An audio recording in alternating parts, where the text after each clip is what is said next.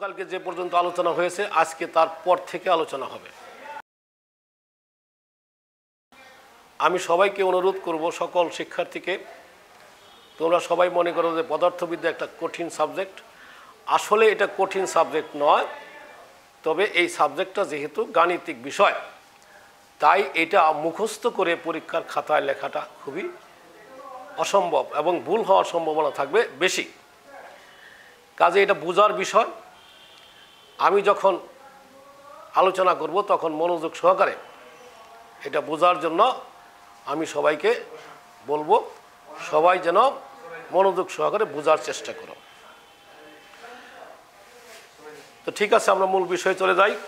গত ক্লাসে আমরা কাজ এবং ক্ষমতা সম্পর্কে আলোচনা করেছি, তবে কাজের প্রকারভেদটা গতকালকে আমরা আলোচনা করতে পারি নাই সময়ের কারণে। কাজ দুই প্রকার: বলের দ্বারা কাজ বা ধনাত্মক কাজ এবং বলের বিরুদ্ধে কাজ বা ঋণাত্মক কাজ। এখন ধনাত্মক কাজ এবং ঋণাত্মক কাজের সংজ্ঞাগুলো কেমন হবে? বলের দ্বারা কাজ হলো ধনাত্মক কাজ। আমি একটি বস্তুর উপর বল প্রয়োগ করার ফলে বস্তুটির সরণ যদি বলের দিকেই ঘটে তাহলে তাকে বলের দ্বারা কাজ বা ধনাত্মক কাজ বলে। উদাহরণ দিতে পারি যে একটি বস্তু যদি উপর থেকে ভূমিতে পতিত হয় বা নিচে পড়ল, এই বস্তুটা কেন নিচে পড়ল? নিশ্চয়ই বস্তুর উপর একটি বল কাজ করছে। এটা কি বল? আমরা বলি অভিকর্ষ বল অথবা বস্তুর ওজন। তাহলে ওজন বা অভিকর্ষ বল যাই বলি না কেন, এই বলের দিক হলো ভূমির দিকে, ভূপৃষ্ঠের দিকে, আর বস্তুটির সরণও হলো ভূপৃষ্ঠের দিকে। তাহলে এই ক্ষেত্রে কাজটি হবে ধনাত্মক কাজ। বলের দিক এবং বস্তুর সরণের দিক যদি একই হয় তাহলে কাজটি হবে ধনাত্মক কাজ। যেমন আমরা যদি বলি যে একটি কলম টেবিল থেকে নিচে পড়ে গেল, এই ক্ষেত্রে অভিকর্ষ বলের দ্বারা যেহেতু কলমটি নিচে পড়ল, সুতরাং অভিকর্ষ বলের দিক এবং কলমের সরণের দিক যেহেতু সেম, অতএব কাজটি ধনাত্মক।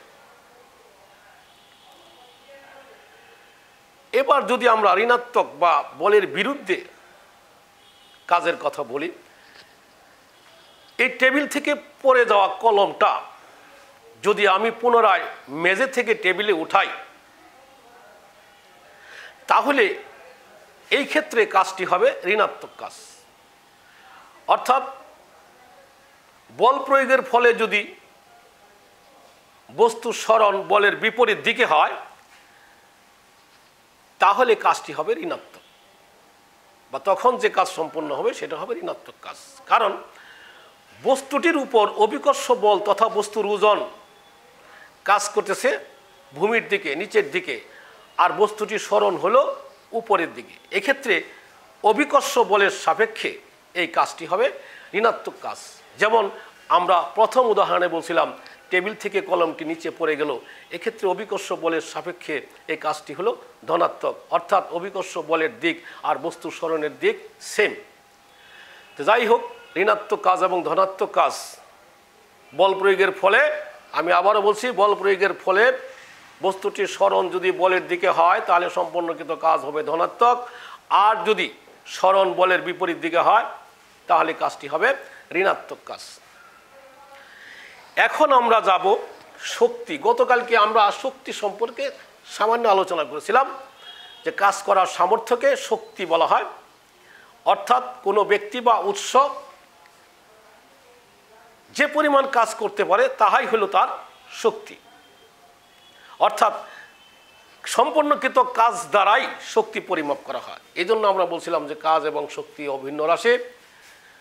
শক্তির একক কাজের এককের মতোই, শক্তির মাত্রাও কাজের মাত্রা একই।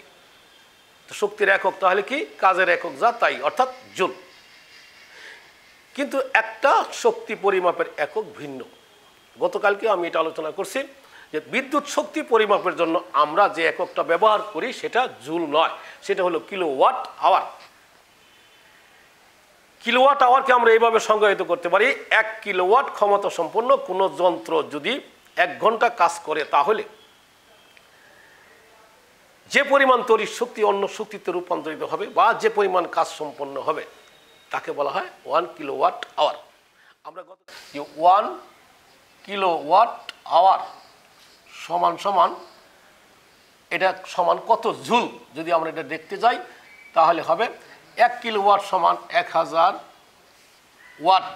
1000 ওয়াট, ওয়াট মানে জুল পার সেকেন্ড, গুণন আওয়ার, 1 আওয়ার সমান 3600 সেকেন্ড। এই দুটা গুণ করলে আমরা পাবো 3.6 × 10⁶ জুল। আমরা সরাসরি বৈজ্ঞানিক প্রতীকে লিখলাম সংখ্যাটা। তাহলে 1 kilowatt hour is equal to 3 × 10⁶, 3.6 × 10⁶ joule. এখন দেখি শক্তির প্রকারভেদ। শক্তি এই পৃথিবীতে বিভিন্ন রূপে বিরাজমান। শক্তির 9টি রূপ আছে, যেমন যান্ত্রিক শক্তি, তাপ শক্তি, শব্দ শক্তি, আলোক শক্তি, চুম্বক শক্তি, রাসায়নিক শক্তি, বিদ্যুৎ শক্তি, সৌরশক্তি ইত্যাদি। তো এরকম শক্তির 9টি রূপ আছে। তবে এই অধ্যায়ে আমরা শক্তির একটি রূপ নিয়ে আলোচনা করব, সেটা হলো যান্ত্রিক শক্তি। তো যান্ত্রিক শক্তি আবার 2 প্রকার, বিভব শক্তি এবং গতিশক্তি। প্রথমে আমরা দেখি বিভব শক্তিটা কি। বিভব শক্তি, এখানে একটা জিনিস জানা দরকার যে বিভব শক্তি আসলে বস্তু স্থির থাকা অবস্থায়, স্থিতি অবস্থার জন্য বস্তুর মধ্যে যদি কোনো কাজ করার সামর্থ্য বা শক্তি মজুদ থাকে তখন আমরা ওই শক্তিটাকে বলবো বিভব শক্তি। বিভব শক্তির সংজ্ঞাটা এরকম: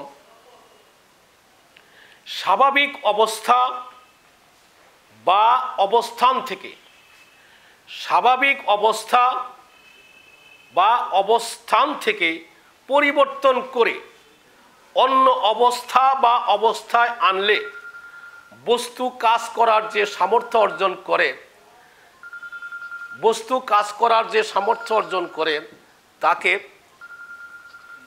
বিভব শক্তি বলা হয়, তাকে বিভব শক্তি বলা হয়। এখন স্বাভাবিক অবস্থা বা অবস্থান থেকে পরিবর্তন করে অন্য অবস্থান বা অবস্থায় আনলে কাজ করার যে সামর্থ্য অর্জন করে, স্বাভাবিক অবস্থা থেকে। যেমন একটি রাবার একে যদি আমরা টেনে লম্বা করি তাহলে স্বাভাবিক অবস্থা থেকে এর দৈর্ঘ্যটা বেড়ে যাবে। দৈর্ঘ্যটা বেড়ে গেলেই তার মধ্যে একটা কাজ করার সামর্থ্য সঞ্চিত হবে, একটা শক্তি সঞ্চিত হবে। ছেড়ে দিলে রাবারটা আবার তার স্বাভাবিক অবস্থায় ফিরে আসতে পারবে। এরকম স্প্রিংয়ের বেলা যদি আমরা দেখি, একটা স্প্রিংয়ের বেলায় যদি আমরা দেখি, একটা স্প্রিংকে যদি আমরা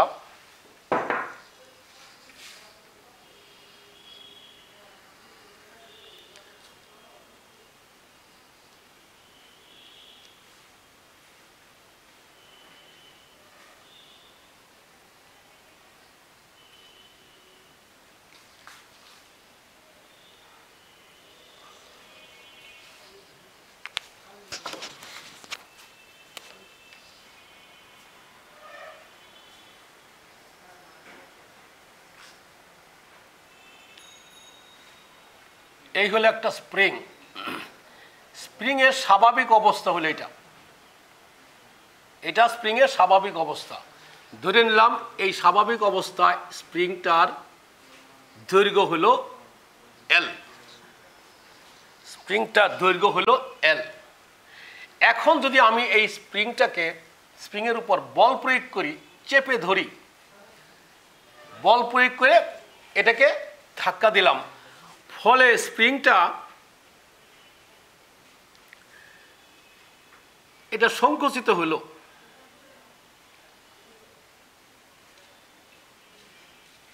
স্প্রিংটা সংকুচিত হলো। তাহলে স্বাভাবিক অবস্থায় স্প্রিংয়ের দৈর্ঘ্য ছিল এল, এখন বল প্রয়োগ করার ফলে স্প্রিংটা তার স্বাভাবিক অবস্থা থেকে সংকুচিত হলো, এক্স দৈর্ঘ্য পর্যন্ত সংকুচিত হয়ে গেল। তাহলে এখন স্প্রিংয়ের দৈর্ঘ্য কত? এল মাইনাস এক্স, এইটুকু। আচ্ছা, লক্ষণীয় হলো যে স্প্রিংটাকে যখন আমি বল প্রয়োগ করে সংকুচিত করলাম, তখন স্প্রিংয়ের মধ্যে একটা শক্তি বা কাজ করার সামর্থ্য সঞ্চিত হলো। অথবা আমি যখন স্প্রিংটাকে সংকুচিত করলাম, তখন আমার দ্বারা কাজ সম্পন্ন হয়েছে। আমার দ্বারা এই সম্পন্নকৃত কাজটা কি ধরনের কাজ? আমি স্প্রিংটাকে যেদিকে বল প্রয়োগ করছি স্প্রিংয়ের উপর, স্প্রিংয়ের সরণটাও ঠিক একই দিকে ঘটেছে। সুতরাং এই কাজটা হলো ধনাত্মক কাজ। যেহেতু ধনাত্মক কাজ সম্পন্ন করেছি, সুতরাং এই স্প্রিংয়ের মধ্যে একটা শক্তি সঞ্চিত হয়েছে। তার প্রমাণ, আমি যদি এখন এই স্প্রিং থেকে আমার হাতটা সরিয়ে নেই, অর্থাৎ স্প্রিংটা যদি ছেড়ে দেই, তাহলে স্প্রিংটি একাই তার আগের অবস্থানে ফিরে আসতে পারবে। আরও পরিষ্কার করে আমরা বলতে পারি, স্প্রিংয়ের সামনে যদি আমি একটা নির্দিষ্ট বরের বস্তু রাখি, বস্তু রেখে যদি আমি স্প্রিংটাকে ছেড়ে দেই, তাহলে এই স্প্রিং কী করবে? বস্তুকে ধাক্কা দিয়ে সরিয়ে দিবে। অর্থাৎ স্প্রিংটি কি করতে পারলো? স্প্রিং নিজেও একটা কাজ করতে পারলো। যেহেতু স্প্রিং নিজে কাজ করতে পারলো, তাহলে নিশ্চয়ই তার মধ্যে কাজ করার সামর্থ্য বা শক্তি মজুদ ছিল। এটা কোন শক্তি? এটা হলো, এই স্প্রিংটা হলো স্থির অবস্থানে আছে।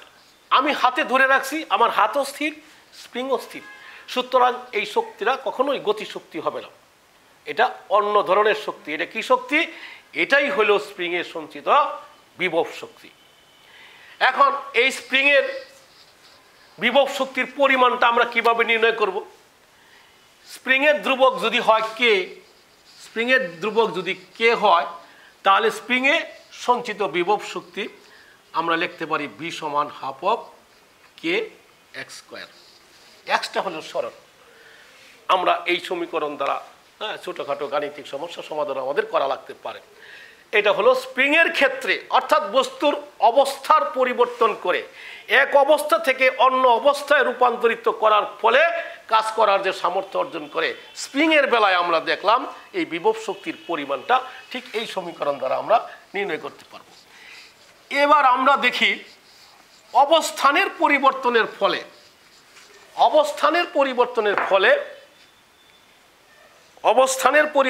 ফলে কিভাবে বিভব শক্তি পাওয়া যাবে। আমরা যদি একটা বস্তুকে টেবিল থেকে যদি উপরের দিকে উঠাই, অথবা ঘরের মেঝে থেকে যদি আমরা উপরের দিকে উঠাই, তাহলে এক্ষেত্রে বস্তুর অবস্থানের পরিবর্তন করা হলো। এটা অভিকর্ষ বলের বিরুদ্ধে আমি কাজ করলাম। আমি এই যে একটা বস্তুকে ঘরের মেঝে থেকে উপরে উঠাইলাম, এই বস্তুর উপর অভিকর্ষ বল পৃথিবীর কেন্দ্রের দিকে ক্রিয়া করছে, আর আমি অভিকর্ষ বলের বিরুদ্ধে বস্তুটিকে উপরে উঠাইলাম। এই ক্ষেত্রে বস্তুর মধ্যে যে শক্তিটা সঞ্চিত হবে, এটার নাম হবে অভিকর্ষ বিভব শক্তি। এটা হবে অভিকর্ষ বিভব শক্তি। সংজ্ঞাটা আমরা আরো পরিষ্কার করে লিখতে পারি যে অভিকর্ষ বলের বিরুদ্ধে কাজ করে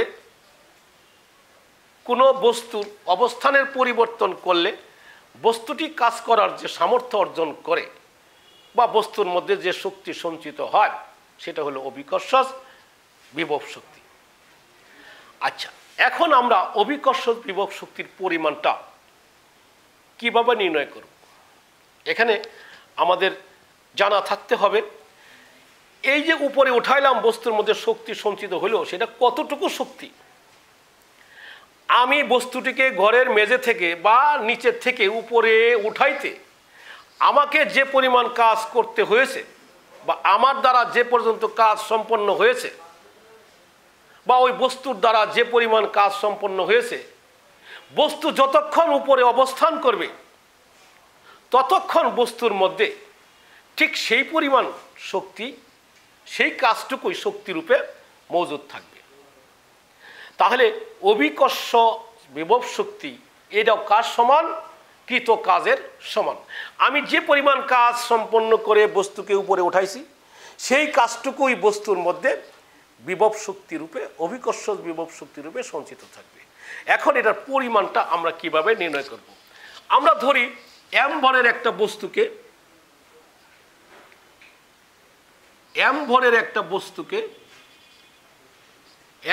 একটা বস্তুকে আমরা ভূমি থেকে হ্যাঁ এইটুকু ধরি আমি, এইচ উচ্চতা, m ভরের একটা বস্তুকে ভূমি থেকে এইচ উচ্চতায় উঠানো হয়েছে। m ভরের একটা বস্তুকে ভূমি থেকে এইচ উচ্চতায় উঠানো হয়েছে। তাহলে m ভরের বস্তুকে ভূমি থেকে এইচ উচ্চতায় উঠাইতে বস্তুর মধ্যে উঠানোর পরে বস্তুর মধ্যে একটা শক্তি জমা হয়েছে, এটা আমরা এর আগে আলোচনা করলাম। এটার নাম হলো কি? অভিকর্ষ বিভব শক্তি। তাহলে এই বিভব শক্তির পরিমাণটা কাজ সমান। তাহলে বিভব শক্তি সমান সমান আমরা জানি বিভব শক্তি সমান সমান কৃত কাজ। বিভব শক্তি সমান সমান কৃত কাজ। আর এই ক্ষেত্রে কৃত কাজটা কত? কাজ সম্পর্কে আমরা কি জানি? পরিষ্কার, বল গুণন সরণ। এখানে বলটা কি? কোন বল? কত বল? আমি বস্তুটিকে উপরে উঠাইতে কত বল প্রয়োগ করতে হয়েছে মনে রাখতে হবে। বস্তুটিকে যখন আমি উপরে উঠাই তখন বস্তুর উপর অভিকর্ষ বল তথা বস্তুর ওজন নিচের দিকে ক্রিয়া করে। সুতরাং আমি যদি অভিকর্ষ বল বা বস্তুর ওজনের সমান বলে উপরের দিকে ঠেলা না দিই তাহলে বস্তুটি উপরে উঠবে না। তাহলে এক্ষেত্রে কৃত কাজ কত হবে?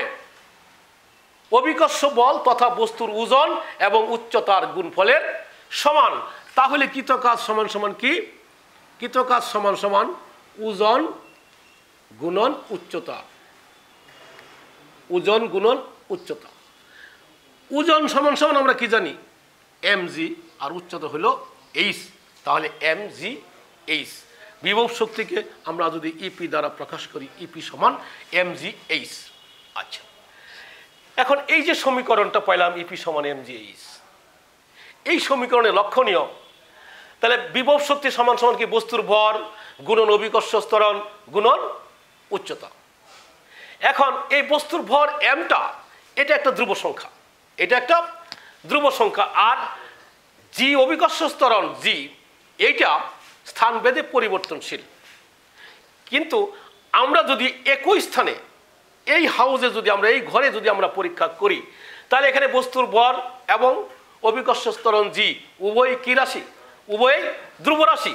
এই ক্ষেত্রে ইপি নির্ভর করবে কার উপর? ইপি নির্ভর করবে এইচের উপর। অর্থাৎ এইচের মানটা কত? আমি যদি এই বিন্দুতে বস্তুটাকে রাখি তাহলে এখানকার সাপেক্ষে আমরা চিত্রে যদি লক্ষ্য করি, এখানে একটা বিন্দু দিলাম, এটা এ, এটা বি, এটা সি। তাহলে বি বিন্দু থেকে যদি এইচ পরিমাপ করা হয় তাহলে বি থেকে এতে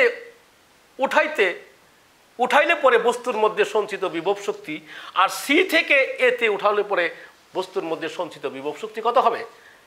পার্থক্য হবে। কারণ উচ্চতা যেখানে বেশি হবে বিভব শক্তির পরিমাণও তত বেশি হবে। তাহলে আমরা বলতে পারি যে নির্দিষ্ট স্থানে কোনো বস্তুর অভিকর্ষ বিভব শক্তি তার উচ্চতার সমানুপাতিক। উচ্চতা যত বেশি হবে বিভব শক্তিও তত বেশি হবে। তাহলে আমরা এই ক্ষেত্রে বিভব শক্তি নিয়ে আমরা আলোচনা করলাম, অভিকর্ষ বিভব শক্তি এবং স্প্রিংয়ের বিভব শক্তির পরিমাণ আমরা নির্ণয় করলাম। আশা করি তোমরা সকলেই একটু মনোযোগ সহকারে এটা দেখবে। আমি যতটুকু সম্ভব সহজ করে বলার বা বোঝানোর চেষ্টা করেছি। আজকে তোমাদের ক্লাস এই পর্যন্তই। আবার আগামীকালকে এই অধ্যায়ের কিছু অংশ বাকি থাকলো, সেগুলো নিয়ে আমরা আগামী ক্লাসে আলোচনা করব। ততক্ষণ পর্যন্ত সবাই ঘরে থাকো, স্বাস্থ্যবিধি মেনে চলো এবং সবাইকে নিয়ে সুস্থ থাকো। সবাইকে ধন্যবাদ।